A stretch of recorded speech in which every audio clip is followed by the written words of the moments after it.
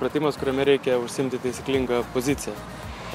Papasakokit, kaip jį reikia taisyklingai atlikti ir kas jam yra svarbiausia. Šio pratimo atlikime ir šiaip padavimo priėmimo struktūroje man labai svarbu yra, kad žmogus suprastų, jo galva suprastų, numatytų, į kurį tašką eina kamuolys, jį daeitų kojom iki kamuolio ir galėtų sustoti. Jeigu tas išeina, tai yra labai gerai ir tai yra idealu. Pirmas dalykas ir antras dalykas tiesiog užimti tvarkingą padėtį, bet daeiti kojom, sustoti, nuleisti kūną, duoti rankas. Ir pirmas pratimas buvo skirtas grinai kamuolio trajektorijų apskaičiavimui ir pozicijos užėmimui. Ir antras pratimas mes realiai darome tą patį, tik priėmimo platformą dar ant kamuolio. Atrodytų toks paprastas dalykas - ateiti į reikiamą tašką ir sudėti rankas taisyklingai. Bet kokie 25%, jeigu nedaugiau kamuolių, vis dėlto yra neteinama į kitos vietos. Tai kur ta magija yra? Aš manau, kad vėlgi, jeigu mes ten sugrįšim, taip atrodo, iš šono atrodo, kad čia yra paprastas ir pirmas kontaktas, ar antras kontaktas, bet iš esmės, jeigu ten mes pasižiūrim ir profesionalias komandas, pagrindinis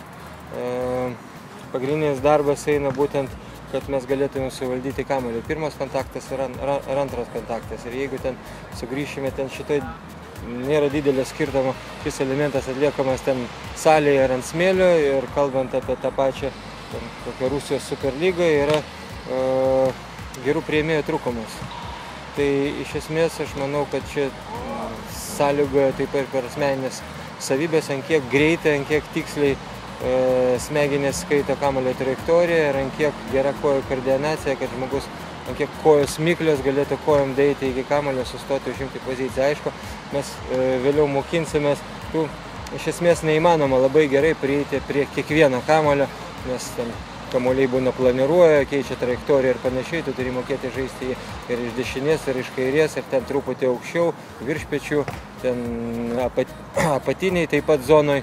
Bet pagrindas yra tas, suprasti, kur yra kamuolys, ateiti, užimti poziciją, duoti priėmimo platformą. Šiandien treniruojamės tokį dalyką, kaip užsiėmimas tinkamos pozicijos aikštelėje, ar ne? Ir atrodytų labai paprastas dalykas, tiesiog ateiti į vietą, atsistoti, sudėti rankas ir atmušti kamuolį. Bet ne visada pavyksta. Tai jūsų nuomonė ir jūsų įsivaizdavimu, kur yra ta magija, kaip atrasti tą tinkamą vietą aikštelėje? Nežinau, gal pajusti tą kamuolio skridimo trajektoriją. Nes aš tai dažnai nepajuntu to atstumo.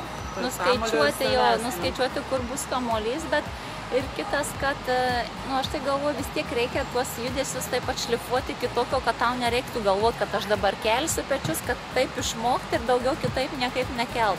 Ir tada atkrenta tas galvojimas, nes tada yra daug to galvojimų. Nubėgsiu prie kamuolio, nuleisiu dubenį, pakelsiu pečius į viršų ir tada tu pagalvoji, atbėgsiu prie kamuolio, biški kamuolys kreiviau, tada visą kitą pamiršti, bam, atsilaušia ir viskas. Tas tiesiog labai daug minčių, kur neįmanoma visų sudėti vieną sistemą.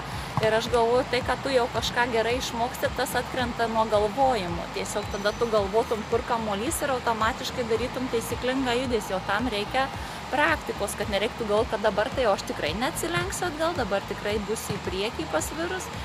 Tai vat.